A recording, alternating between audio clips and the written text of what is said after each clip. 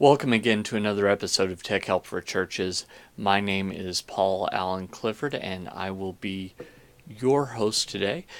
We'll be talking all about podcasting and why you may or may not be actually doing it, even though you think you are. So I want you to join in the conversation, though. So head over to trinitydigitalmedia.com/contact. Here. That is right here on the lower third. If you're watching the video over on YouTube or on trinitydigitalmedia.com, either one will get you there. And we can talk a little bit about that.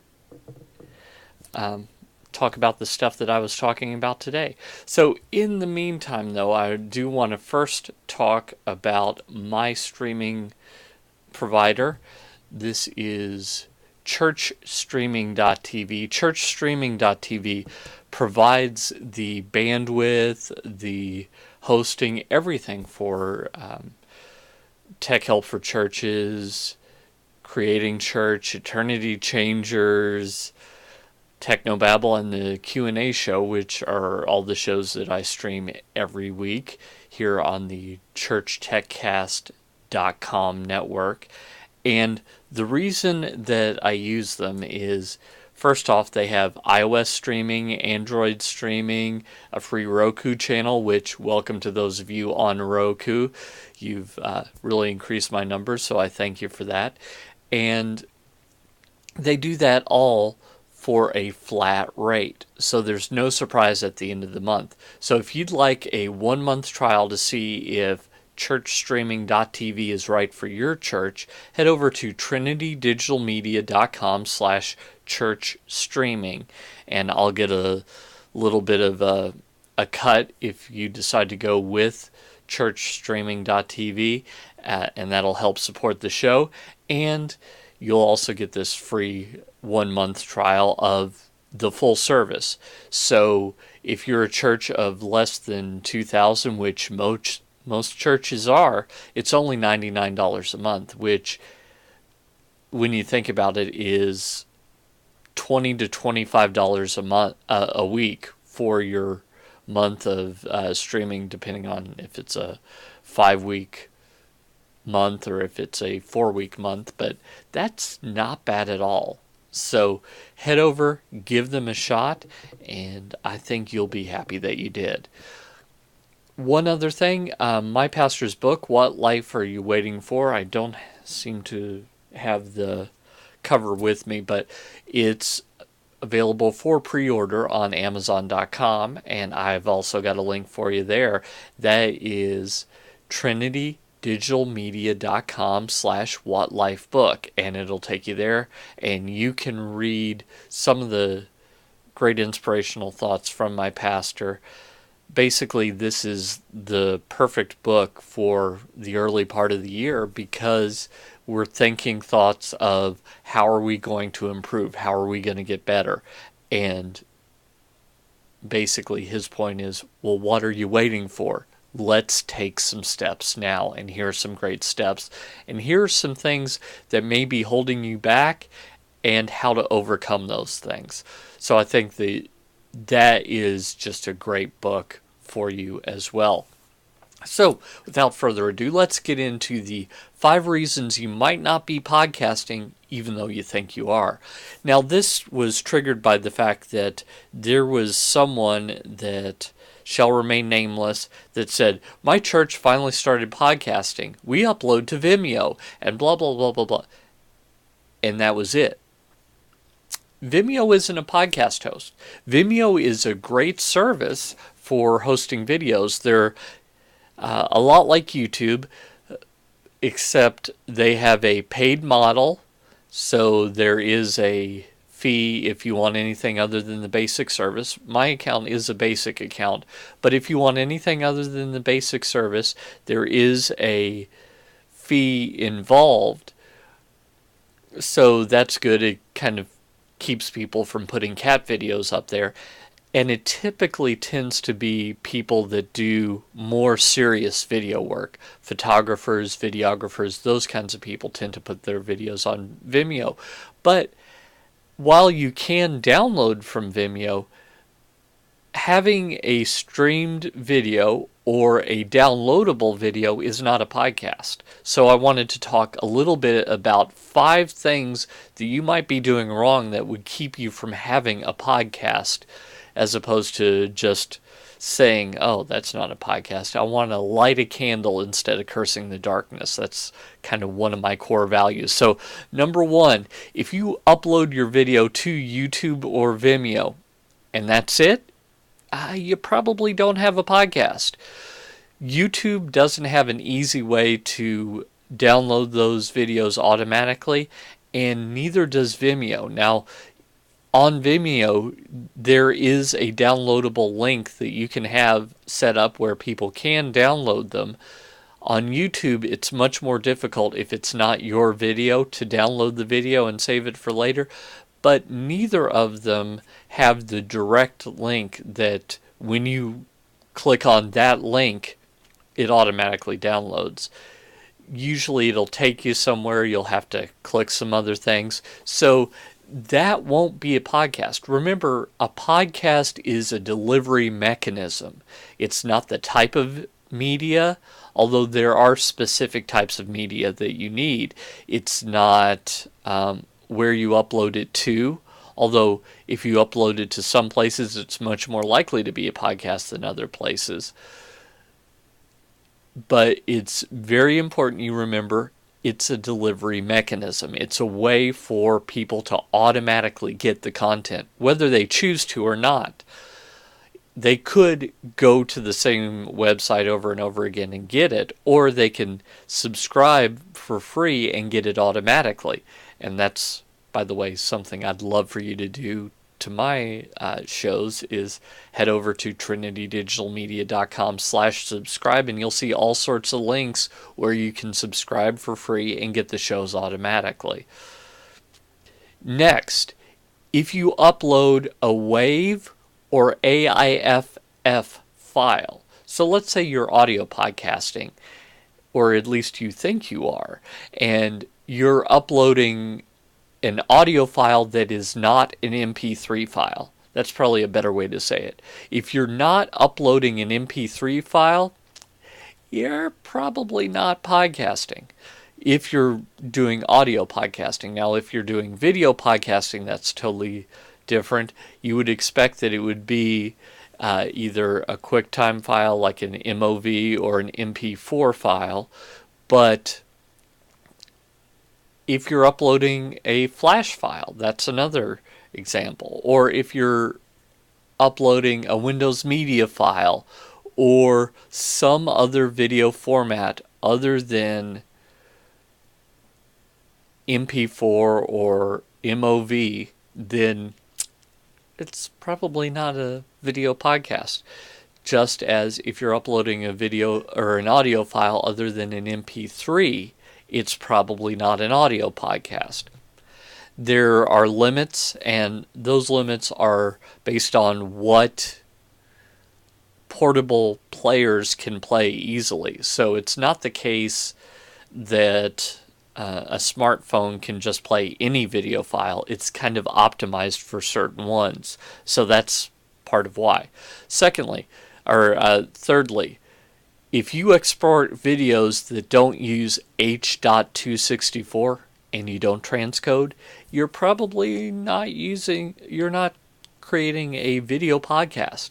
A video podcast, as I say, is very specific in the type of video format that you need, and H.264 is the codec.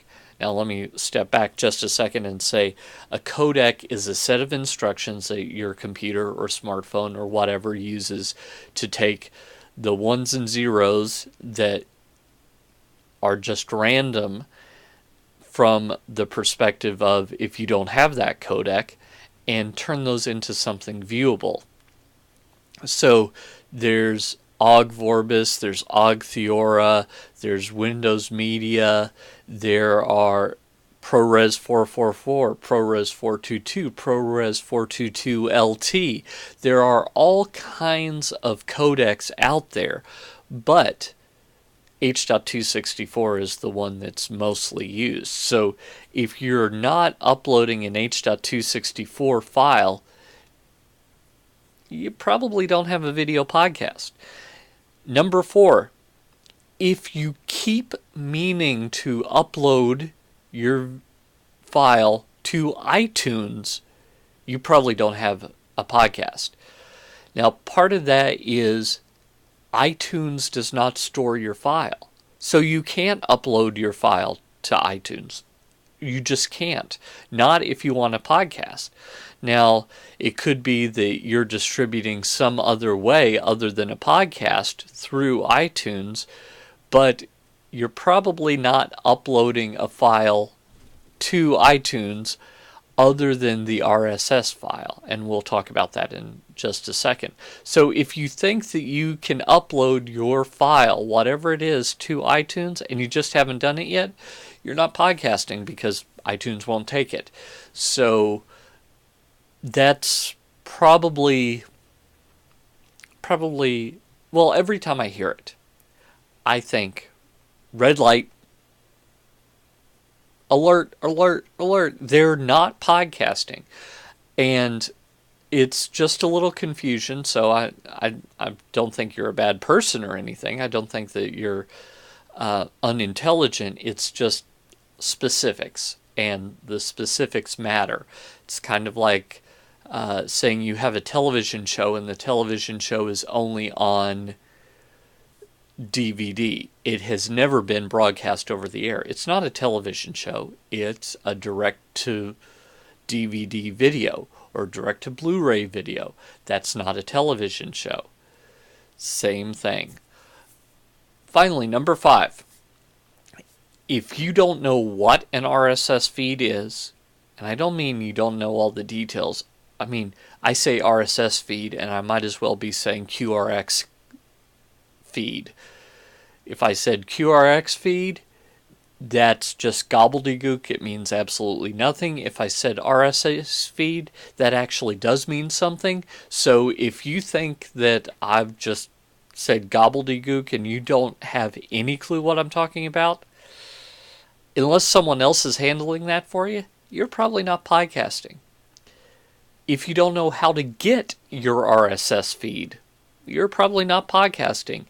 And believe it or not, if you've never tested your RSS feed, so let's say you know what an RSS feed is, you know how to get it, but you've never tested it, it's possible that even though you know all the right stuff, you're not actually podcasting, because it could be that your feed is not valid. It's not a good RSS feed, and that could be a problem that you did yourself. It could be a plugin on your website. It could be the kind of RSS feed. There's a lot of things that can keep an RSS feed from working, but if you've never tested it, then yeah, you probably don't have a podcast.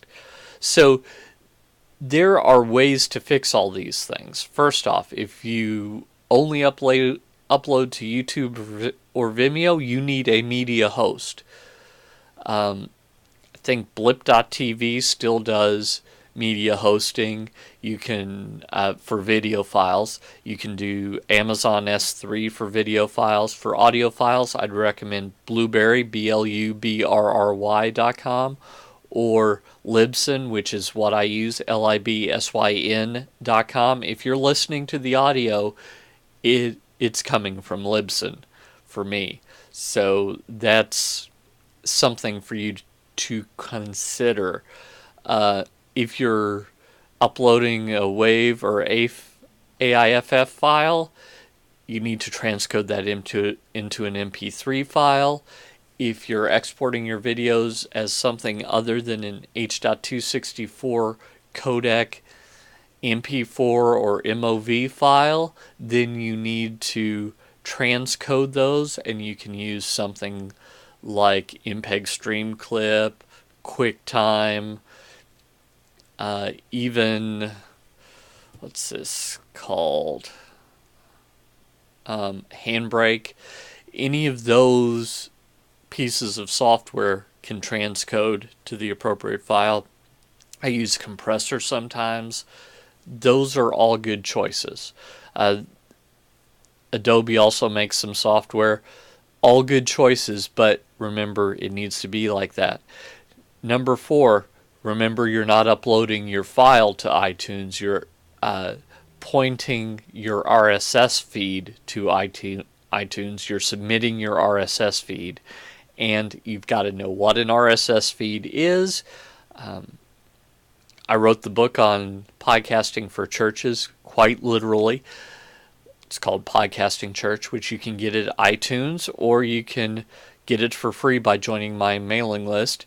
Head over to bit.ly/podcastchurchfree, all lowercase, all one word, bit.ly/podcastchurchfree, and you can get a copy of that book there, and you'll learn all about what an RSS feed is. I've got an example RSS feed in there, and some other ways to get your RSS feed, and you can test it by heading over to feedvalidator.org, feedvalidator.org, and put in your RSS feed.